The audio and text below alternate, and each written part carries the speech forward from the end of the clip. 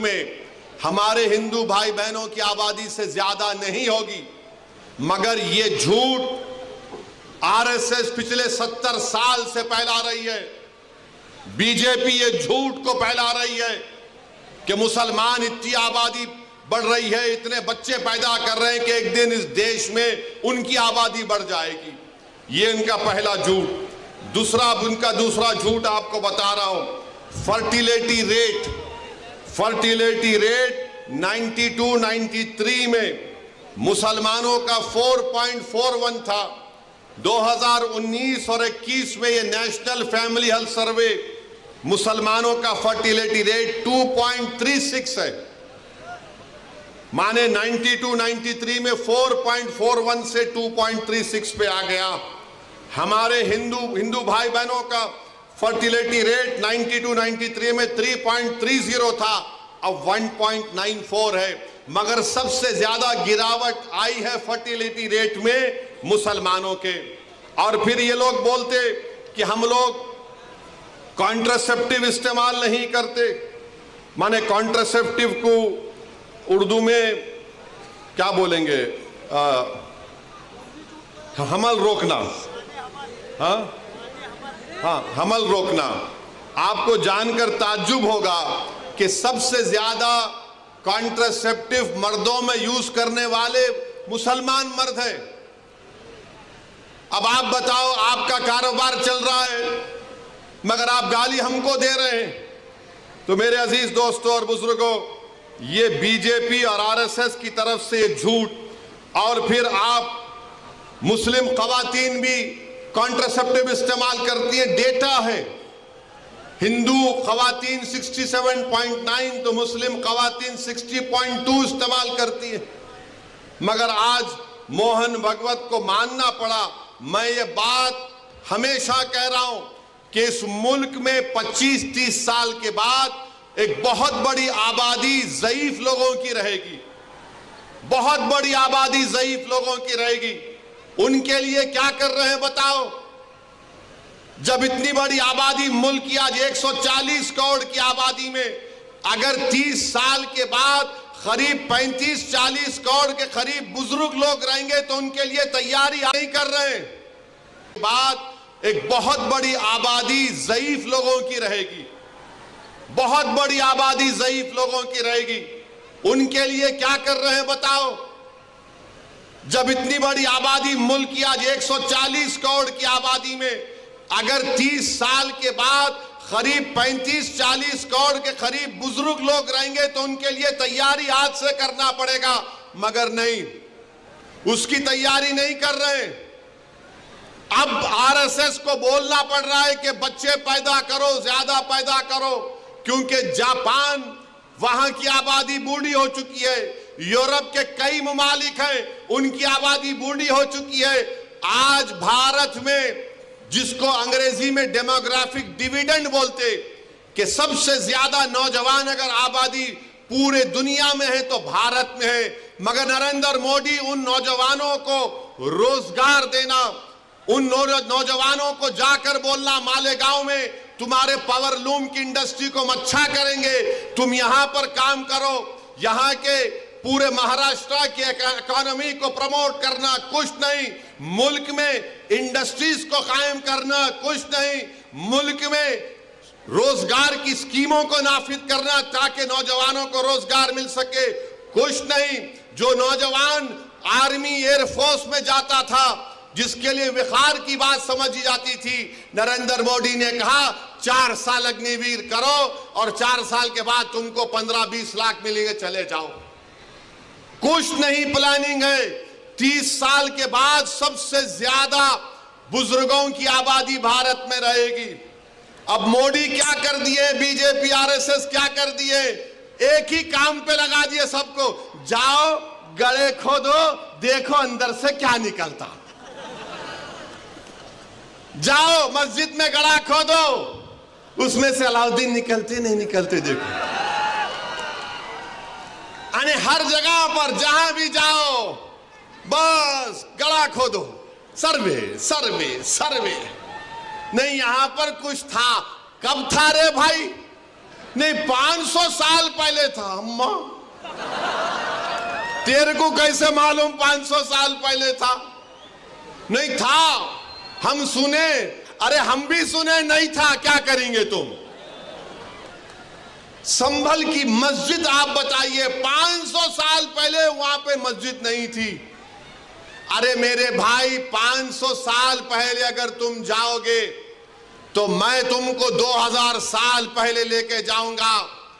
जैन और बौद्ध मजहब के लोग भी खड़े होकर बोलेंगे यहां पर भी हमारी मजहब इबादत गाहें थे।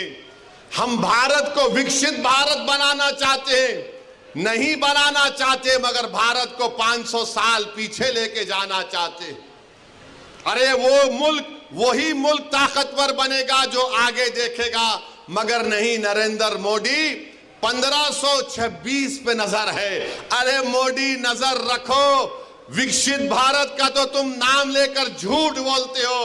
अरे तुम नजर रखो कि 70 साल के बाद इस देश में क्या होगा, इस देश में गरीबी कितनी बढ़ जाएगी, मगर उसके बारे में फिक्र नहीं। संभल की मस्जिद का मसला खड़ा कर दिए। और क्या मसला है संभल की मस्जिद का? कोई, रुक जाओ भाई, वो कुर्सियां छोड़ दीजिए, कुर्सियां भाई डिस्टर्ब मत करिए, थोड़ी देर के लिए सुनिए। रुक जाइए भाई, जो कौन है, थोड़ी देर के लिए रुक जाइए। संभल की मस्जिद में जो लोग कोर्ट को गए, वो कोर्ट में ये बोलकर गए कि हमको मस्जिद के अंदर जाने का परमिशन मिले। अब आप बताइए, कोई हम किसी को रोकते? कोई मस्जिद में आना चाह रहा है तो आइए, आदाब को मलूज रखकर मस्जिद में आइए। मगर प्रेयर ये है, मुतालिबा कोर्ट से कि अंदर आने का मौका मिले। और फाजिल जज साहब माशाल्लाह आर्डर दे दिए सर्वे का। माने कोर्ट मस्जिद, संभल की मस्जिद चंदोसी मस्जिद से 45 किलोमीटर दूर है। 1.5 घंटे में आर्डर लेकर आ गए और वहां पर पुलिस मौजूद है। शाम में 6 बजे सर्वे होता है, फिर उसके बाद इतवार के दिन सर्वे होता है, और फिर जब दूसरा सर्वे जिसका कोई कानूनी मौक़िफ़ नहीं है सर्वे हुआ तो फायरिंग हुई। फायरिंग में 5 लोग शहीद हो गए। उसमें एक 17 साल का बच्चा जो प्लास्टिक के खिलौने बेचता था, उसके सीने पे गोली लग गई। 5 के 5 को, 4 को सीने पे गोली लगी, 1 को पीठ पर गोली लगी। और मारने वाले बोलते हम नहीं मारे, कट्टे से मारे। अरे क्या कोई अजिन्नात आके गोली मार के चले गए? आप गोली चला रहे हैं, वीडियो है, और बोल रहे हैं कि नहीं हम नहीं चलाए, कट्टे से मारे। तुर्क और पठानों का झगड़ा था? नहीं था झगड़ा। तुर्क पठान का मस्जिद पे झगड़ा कभी था ना कभी रहेगा इंशाअल्लाह ताला।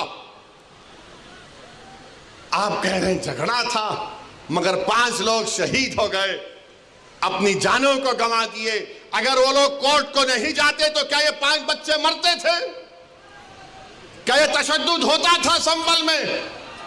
मेरे भाई, आज आप देख रहे हैं ये संभल में हुआ, और इल्जाम मुझ पर लगाया जाता है। असदुद्दीन ओवैसी तुम ये बोल रहे हो, तुम वो बोल रहे हो। बार बार मुझे व्हाट्सएप के ऊपर, कभी SMS के जरिए, कभी फुलां के जरिए धमकी दी जाती है। अरे जालिमों, याद रखो, मैं मस्जिद बचाने के लिए, खानखाहों को बचाने के लिए, दरगाहों को बचाने के लिए, वक्फ की जायदाद को बचाने के लिए, जमहूरियत को बचाने के लिए, कानून की बालादस्ती के लिए, इंसाफ के लिए मैं एक बार नहीं 1000 मर्तबा मरने को तैयार हूं। तुम क्या करोगे बताओ? तुम समझ रहे कि हम खामोश बैठ जाएंगे? ऐसे 12 दरगाह और मसाजिद पर केस डाल दिया गया है कि यह मस्जिद नहीं थी, फुला था, ये था। सलीम चिश्ती रहमतुल्लाह अलैह की दरगाह पर केस डाल दिया गया। सुल्तान हिंद ख्वाजा अजमेरी के आस्थाने पर केस डाल दिया गया। और क्या बोलते हैं, केस डालने वाला कौन है मालूम आपको?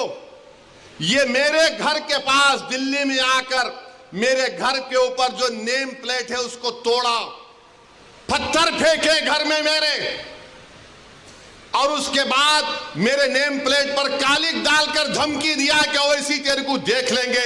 अरे कमीने, कभी बोल कर आना, मर्द का बच्चा है तो मैं ठहरता हूं सामने। बस आते कैमरा लेके फाइबे फेंके भाग। अरे बोल क्या, आ रहा हूं कल तेरे पास तो मैं भी ठहरता हूं, देखेंगे 6 फुट 2 इंच क्या करता है। वो आदमी अब कोर्ट को गया, सुप्रीम कोर्ट के वकील को थप्पड़ मारा। 2016 में दिल्ली की पुलिस ने उसको तड़ीपार का नोटिस दिया। वो कोर्ट में केस डाल रहा है कि ख्वाजा अजमेरी का आस्थाना नहीं है, वहां पर कोई और जगह थी। हवाला क्या दे रहा है, 1901 की किताब, 1901 की किताब का भरोसा करेंगे या फिर 13वीं सदी की किताब खजाइने फुतुहा, जिसको अमीर खुसरो रहमतुल्लाह अलैह ने लिखा। किसकी किताब पे यकीन करेंगे? 1901 में कोई दीवाना लिख रहा नहीं, रिवायत ये बताती है। अबे रिवायत बहुत बातें बताती है, यकीन कर लेंगे क्या? पार्लियामेंट ने कानून बनाया कि 15 अगस्त 47 को जो मस्जिद, मंदिर, गिरजाघर, गुरुद्वारा रहेगा वो सील है, बंद है, उस पर कोई छेड़खानी नहीं होगी, उसका कन्वर्जन नहीं होगा, उसका कैरेक्टर नहीं बदला जाएगा। मगर ये क्या हो रहा है, क्या हो रहा है हमारे मुल्क में? 800 साल की दरगाह ख्वाजा गरीब नवाज सुल्तान हिंद की। और सुनो इख्तिदार की कुर्सियों पर बैठने वालों, दिल्ली के इख्तिदार पर बैठने वाले सुनो, ख्वाजा हिंदुस्तान का सुल्तान है, उसके बाद कोई सुल्तान को नहीं मानते हम। ख्वाजा के आस्थाने में चले गए, गरीब नवाज के आस्थाने पर चले गए। अरे कौन सी किताब तुम्हारी? नहीं, वो फुरा दीवार को ऐसा खिकोरे तो उसको ऐसा रंग निकाले तो छतरी निकलती। अबे तेरे घर में मैं अगर 1000 फीट खोदा तो उसमें भी खाने जहां खां की मलबा निकलता, क्या करेंगे? दे देता मेरे को, क्या करेंगे? नहीं, वो था। याद रखो, ये मुल्क कमजोर हो जाएगा। 5 बच्चों की जानें चले गई, वो मरे नहीं, वो शहीद हैं। तुमने उनको गोली मारकर उनका कत्ल किया है, तुम कातिल हो। तुमने गरीब माँ बाप को अपनी औलाद से महरूम कर दिया है। अरे ये मीडिया को लीक करते नहीं, वो पत्थर फेंक रहे, वो फुला कर रहे। अरे मस्जिद है, अल्लाह का घर है, तुमको क्या राइट देता है? किसी भी इबादत गाह पर अगर तुम जाओगे तो लोग क्या खामोश बैठ जाएंगे? 800 साल की दरगाह, वहां बोल रहे नहीं, ये नहीं था, वो नहीं था।